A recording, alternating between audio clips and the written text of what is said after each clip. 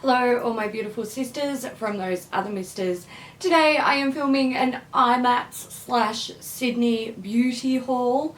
I was going to publish another haul that I filmed, but I had lipstick on my teeth and it was really long and I don't like the footage and I don't want to refilm it, so we're just going to do this one. So this will likely be my last haul video for 2016. I don't really do a lot of haul videos, but then again I'm buying stuff constantly, so I would be doing them all the time if I was to film them regularly, and I think they just get a bit much after a while. But I think the Imats haul slash Sydney haul is a bit of an exciting one, so I'm going to show you what I got. The main thing I was after at Imats were brushes, and there were two particular brands I wanted brushes from: Rae Morris and Hakuhodo, and I ticked both those boxes. So I will start with the one that I was most pumped about. So this little paper pouch contains a bunch of Hakuhodo brushes that I purchased. There we go. I haven't even opened these yet. I'm so excited. I'm going to open them. I'm going to show you what I got, and then I'm going to wash them and put them to use. So I'll start with the eye brushes. I got a couple of blenders. This one here is the J146. So that is just a small, slim blending brush. I am not too sure what these are made out of. I did look at them when I was purchasing them, but I can't remember what they were made of. These are actually my first Hakuhodo brushes that I own for myself. I've used some out of a pro kit once before. The kit belonged to a lady who was much more fucking pro than I am, and she let me use her Hakuhodo brushes. So I know that they're amazing, but I'm not familiar enough with the brand to know exactly what all of the brushes are made of. So another one from this line is a B142. This is also a blending brush. It's just a little bit fatter, a little bit denser.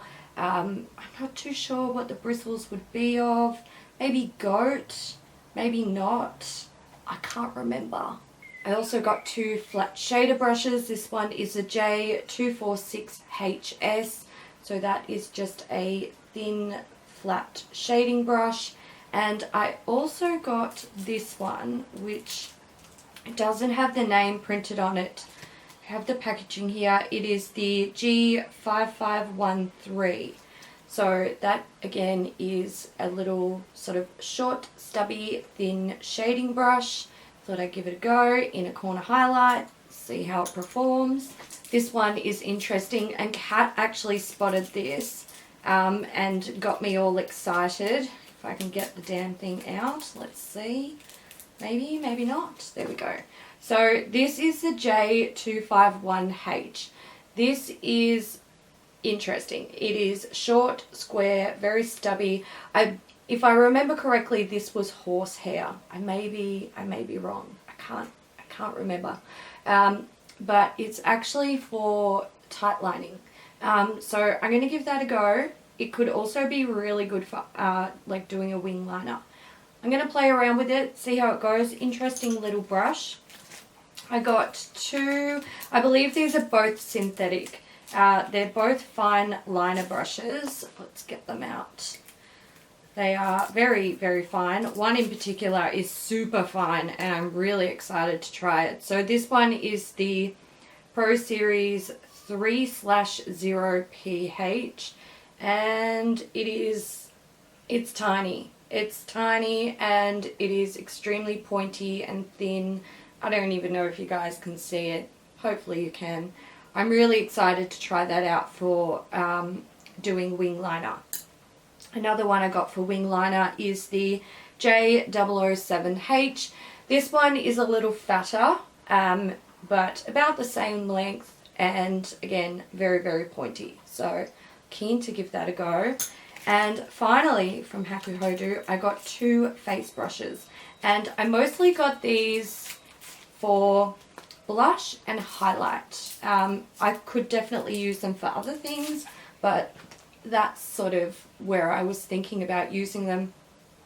I have the B512. I believe this was blue squirrel and goat, potentially. Maybe. I might be wrong. I might try and annotate this video so you guys know. This is like, oh Christ, I don't think I've ever felt a brush quite this soft. This is like, this is amazing. I'm so excited to use this. I need to wash them. Just hurry up, film the video and wash them. And this one is the B5521. It is from the same range, so I believe the bristles are from the same family. I think it is blue squirrel, potentially also goat. So that's that one there. I thought it would be great for highlight, nice pointed, also like under eye powder, stuff like that. So, oh, they're so soft. I will let you know, obviously Hakuhodo is a little bit expensive. I purchased 9 brushes and it was just a little under 300 Australian dollars. So yeah, they're expensive, but I think, you know, these sort of tools can last you a really, really long time if you look after them. So I'm excited to have them. Cannot wait to get into them. My next brushes are from Rae Morris. She makes some of my all-time favorite brushes. I'm going to cut these open and show you guys what I got. I do have a few brushes from Rae Morris. Every year that I go to a trade show, I buy a few extras, and you know, that's just how I kind of add to my collection over time without breaking the bank all at once. So the first one I got was the number 7 Deluxe Point Shader. This is cute. I'm thinking highlight again, especially for controlled highlight, so under the brow. Maybe if you're highlighting around this area of your face or down the bridge of your nose or the cupid's bow. It is pointed and cute, and I'm kind of intrigued to have a play with this and see what I can do with it. I would not use this around my eye. I have very small eyes, so I don't think it would be a successful place for me to use it, but it can definitely be used for some face work. Another one that I picked up that I'm hoping to use for face work, particularly highlight, is the number 10 Deluxe Oval Shadow. So again, I believe that this is designed for using around the eye, which I would not do because my eyes are teeny tiny. This would literally take up like the whole space of my eye. It would actually be good for like if you're trying to set your primer or lay down like a large transition base, but I will likely use this one for highlighting. The last two I got from Rae Morris are the 11.5 Eye All Rounder. So this just looks like a, you know, a standard eyeshadow brush. It's fluffy but dense. It has some stiffness to it, so you could pat down product, you could blend it out, you know, if you're doing a nice quick eye. I do plan on using this on my eyes. It is, you know, an okay size for me. It is a little larger than I usually like, but I know that I can definitely use it on my eyes, so I picked up that one. And also the 9.1 Pencil Point Shader. So this is a pencil brush. Honestly, I don't use a lot of pencil brushes. I often find that they are too wide for the type of precision that I require with my teeny tiny beady little eyes. But this one is thinner. It's on the thinner side, and I think I can make it work. It has a nice point. So I'm keen to give that a go and see what I can get done with it. The last brushes I picked up are from Crown. I honestly don't mind Crown brushes. They're not bad. I picked up the C531. So that's that one there. It is pointy, sort of fluffy.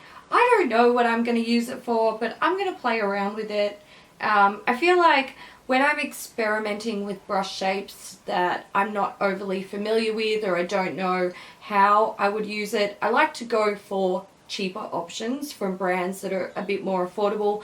rather than dropping a bomb on something from Hakuhodo. Whereas like this was, I don't know, maybe $20, and Hakuhodo of this size would be, you know, nearly 100 or upward of 100. So I figured I'd grab that, give it a go, see if I like it, see if I can find a use for a brush of this particular shape, and potentially in the future, if I love it, buy something a bit more expensive. Another one from that range, this is the C5180. This is huge. It's huge. Again, I don't really know what I'm going to use it for. I'm thinking powder of some sort. I do actually think that this would make a great blush brush, but you can probably see the size of my head in comparison to this brush. It's probably not going to make a great blush brush for me. I could potentially use it for bronzing. Might be a little bit stiff though. So again, interesting shape. Haven't played around with. So I thought go a cheaper option. Another one that I got, I think from the same collection as those two, is a C519, and I don't know why I bought this. I feel like this isn't the type of brush that I would buy, and I'm wondering if I potentially picked up a sample brush that I was playing with and then picked up the wrong brush out of the actual like box that they were in. So I don't know what I'm going to do with this. Probably apply foundation at some stage. It is sort of, it feels like a foundation brush, it really does, or some sort of cream product brush. But I'll give it a go, you know, it's okay. Stuff like that it's alright, because if it doesn't work for me, I can wash it, sanitize it, and put it in my kit. So it's no big loss. I also got two from a range that is not numbered, and I have to say, I really hate it when Crown do that. Like, they don't label or number their brushes, because I don't know where the fuck they come from. I don't know what they are. I don't know what they do. But anyway, I got this one. It's angled. It's like, it's not duo fiber, but you've got those two-toned hairs, and it's just an angled fluffy brush. So again, blush.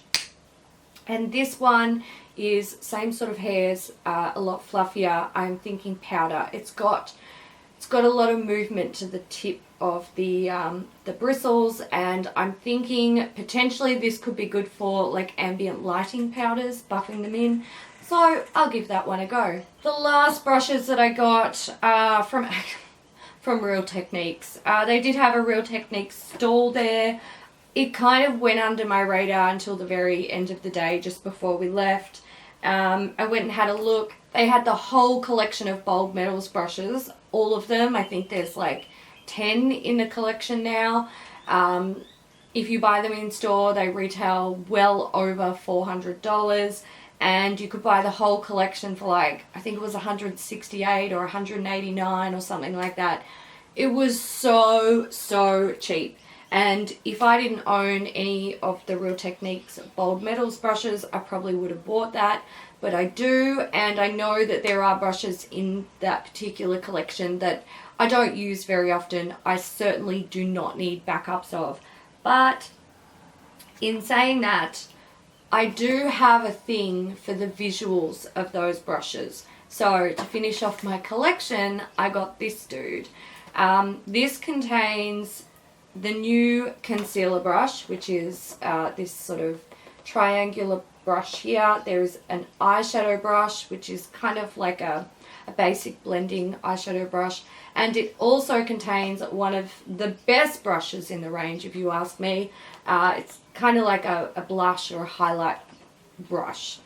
So I picked that up to finish off my collection, and also get another one of these pink ones, because I really do love those. I actually have 3 now, I believe, and I'd totally buy more because I like them. I did go mad on lashes while I was there. I picked up 20 pairs of Model Rock lashes. They are basically all the same. So I got 10 of the 241s and 10 of the 241S, which is short.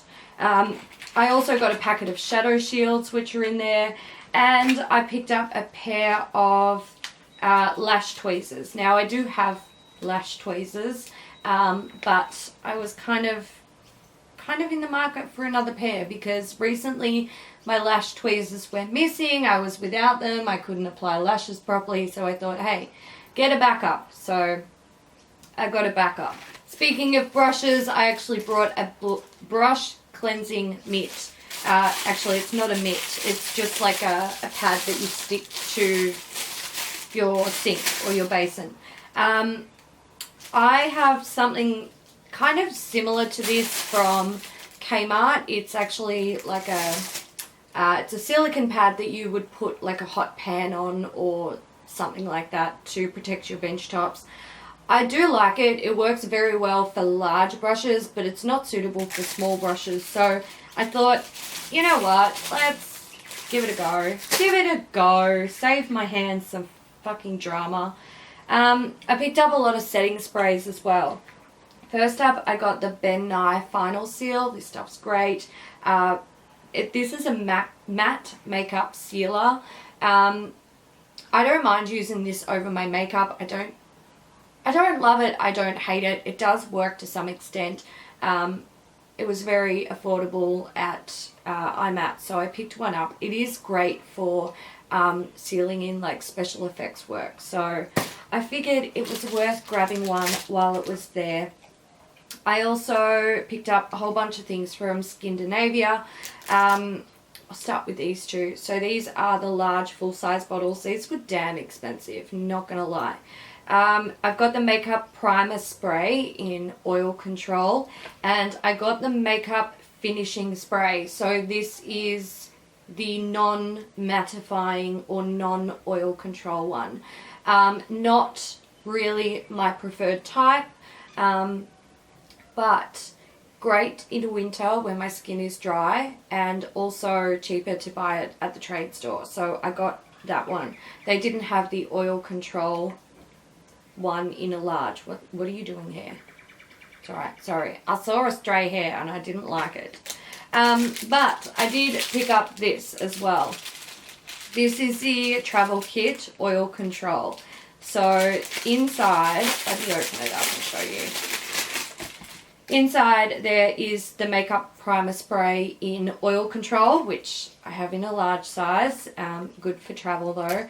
And I also got the makeup finishing spray in oil control. So now I have both. I can eventually buy the large one. I just want to like play around with it a bit before I know, or before I decide if I'm actually willing to commit to it, or if I just want to stick with this. So we'll see. We will see. The last things that I got at Imats are a bunch of pigments. So I'm going to start with 2 Sugarpill pigments, and I'm going to swatch these. So I'm just going to move my watch over so I'm not getting it in the way. So I picked up Asylum and I picked up Countess.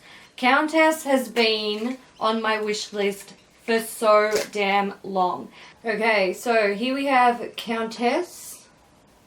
And here we have Asylum, and I am swatching these kind of damp. I'm just using MAC Fix Plus. So there they are. Gorgeous, gorgeous. I actually think that Asylum turned out to be my favorite. I was always after Countess, like crazy. I need it, I have to get it. My life is incomplete without it. But turns out that Asylum was the real winner in this particular purchase. The last pigments that I purchased at Imats were from Inglot, and I ended up with how many? 4, 6, 7. So I purchased 2 sort of random ones. Let me just find out which ones they were. I got number 85, which is kind of like MAC's blue brown pigment, and I got 126, which is kind of an apricot shade. Then I purchased a whole like collection. So at Imats earlier this year, Inglot had 2 new pigment collections, and they both featured 5 shades. The first one was kind of like pastel style colors, and this one was like color shifting sort of deeper colors, except there is one in there that's kind of lighter. At the time, I was kind of like, oh, I shouldn't buy both collections, but I want both. No, don't do it to yourself. Usually they do give you a discount code, so I was like, I will take the discount code and then later on I will purchase them online. But they didn't give us the discount code at Salon Melbourne last year. So, sorry, earlier this year. So when I saw them at Imats, I was like, oh God, just buy the fucking things. And they did give me a discount code this time, so there you go. I'm going to swatch these, show you what they look like because they're pretty fucking glorious. Inglot pigments are my favourite. They're so beautiful. Okay, first up, 216. Again, I am swatching these slightly damp with Max Fix Plus. And this one was, I think it was 86, 85. Whoa, what? That's crazy. That's like coming out, oh, I don't know if you guys can see it, but when I look at it, it's actually purple. But then it looks kind of like Max Blue Brown. That is insane. That is absolutely insane. Can you guys see that? Look at that. Oh my God. Oh, I'm so glad I got that. Next up is 116. Oh wow. And 117. Holy shit. These are crazy. So these are crazy. This one here, 117, it looks like a teal color, but from where I'm looking at it, like sort of downwards and on the side, it's like vibrant, bright blue. Oh God, stop it. I don't know if you'll be able to see the shift, but oh, I'm so glad I bought these. Next I have 118. Okay, get that on. And 119. These are hard to swatch with your fingers.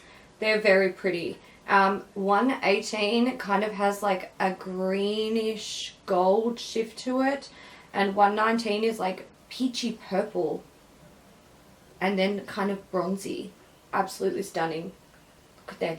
Oh my God. Help me. Help me. And finally, I have 120. I'm going to swatch this up here because I'm kind of running out of arm space. So there's 120 there. That's interesting. It's a very vibrant purple with a little bit of kind of goldy shift to it and blue. Whew. Glorious. Look at them. Oh my God. I love these things. If you mix these with Duraline from Inglot, sorry, same brand. If you mix them up into like a thick, consistent, well, not too thick, they still need to be able to like move. You can use them as eyeliners and they are glorious. Alright, I want to wrap this video up with the last few things that I bought in Sydney. I picked up 2 things from Sephora. I'll start with these little guys. These are the nano hair rings from Invisibobble. It's actually not Invisibobble. I think they were made by Tangle Teaser. Maybe. I might be incorrect. Anyway, they are teeny tiny hair ties. Like you just put them around once and they hold. Kat actually spotted these and I was like, yes, I want a pack. So I got a pack. I also picked up this dude. This is a Laura Mercier Fall in Love Face Illuminator Collection. So this is their highlighting quad for holiday 2016. These are starting to pop up in Sephora stores. So go check it out if you want it. I am not going to swatch this because I haven't taken photos of it yet and I'm one of those people. So there is a gold, a bronze, sort of a champagne color, and then like a pinkish white. Stunning. It actually retails for $65. So it's quite affordable as well. If you want it, I would recommend that you go and get it because I'm going to guess that that's going to sell out. Stunning little palette. I also picked up this dude from Mecca Maxima. I tried to get this in Melbourne, but the stores that were convenient for me to go to just didn't have them. It is the Sarah Moon Glass Metropolis Audacious Lipstick Coffret. This is not cheap. It was $180 something. I can't remember exactly. But there it is there. It's not actually glass. It's like a resinous plastic. It's like a really hard resin type product. So you open it, you take the lid off. Take the lid off there. There are like lips sort of, I don't know if you guys will be able to see it, but they're etched into the back. And you take off this piece here. Inside you have the lipsticks. There are 8 mini audacious lipsticks. I'm not going to open these all up. I kind of got to like wrap this up because I've got to go pick up my car. But they range in from like nudes to reds to really deep reds, which is speaking my language. This is stunning. I've been like, I wanted to get some audacious lipsticks. Phone, you be quiet. I wanted to get some audacious lipsticks, but they are very expensive. I do have a lot of lipsticks, and to be honest, I don't wear a whole lot of lipstick. I kind of get bored of colors very quickly, so dropping I think they're $44 on a lipstick is kind of hard for me to justify, because I know that most likely it's gonna go bad and start to smell before I actually use it up. Minis, however, I can justify. I haven't done the maths on this. I don't know if it's good value, but the packaging and the fact that there were so many colors in there that all fucking like spoke to me, I had to get it. I couldn't resist it. And it looks like it's like I don't think we got many of these in Australia, because I've found it kind of difficult to get my hands on. I know they're still around, you can get them, but they're not as widely available as some of the other Christmas limited edition releases. Alright guys, so that's everything that I picked up from Imats and from my little Sydney trip. I hope you enjoyed this video. If you did, give it a thumbs up. If you went to Imats and you hauled stuff, let me know what you got. Did you see anything here that you wish you could have got your hands on? I will say about Imats, it wasn't as good as I thought it would be. I didn't feel like the discount was very impressive, I suppose. And also some of the cooler stuff that I wanted to check out had really long lines. Like, I'm talking really fucking long lines. Like, it spanned one length of the building and then doubled back. And I just wasn't, like, I'm not going to stand in line all day to look at makeup. I'll just buy it online, you know. I'm not that desperate for the discount. So that was disappointing. I am glad that I got to go and check it out. I also got to meet some really beautiful people, so you know, that was definitely worth it. And I think that was the highlight of the whole Imats experience. Not so much the shopping, but more the people. So you know, it is what it is. But I'm happy with my little haul. I'm feeling like I don't need anything. I really don't need anything. So I don't think I'll do much shopping for the rest of the year. Maybe. We'll see. Alright guys, I'm going to head off, go pick up my car, which I've been missing. I hope you guys enjoyed this video, and until next time, thank you so much for watching. Bye.